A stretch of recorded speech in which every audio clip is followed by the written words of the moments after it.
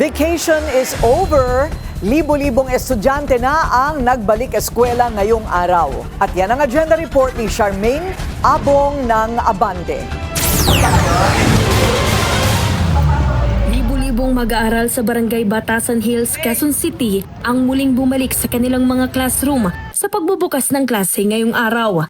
Sa President Corazon Aquino Elementary School, tinatayang aabot sa mahigit 8,500 na estudyante mula kinder hanggang grade 6 ang papasok ngayong taon. Mayroon itong aabot sa 112 na classroom. Bilang isa sa mga paaralang marami ang populasyon, ipinatutupad ang morning at afternoon shift.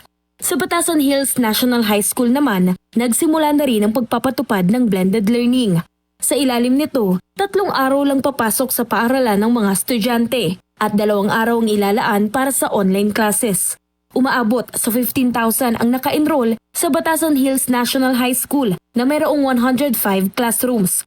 Ipinatutupad din dito ang 2 shift ng klase. Mula 5:40 ng umaga hanggang tanghali ang morning shift. Mula tanghali hanggang alas 7 ng gabi naman ang afternoon shift. Parehong tiniyak ng mga pamunuan ng 2 paaralan na handa ang mga guro para sa pagpapatupad ng bagong 3-term academic calendar matapos ang training at orientation noong bakasyon. After ng week na to, umpisa na po yung instructional block na inaabot ng 60 to 65 days na kung saan ito ay wala pong disruption of klase. Tutok na tutok po yung teacher sa pagtuturo, ganon din yung mga bata. Patuloy pa rin ang pagtanggap ng late enrollees sa mga paaralan. Sanipwersa naman ang mga traffic enforcer ng QCLGU at Batasan Police Station 6 para tiyaking ligtas, maayos at mapayapa ang pagbubukas ng klase sa lugar. Para sa agenda, Charmaine Abong, Abante.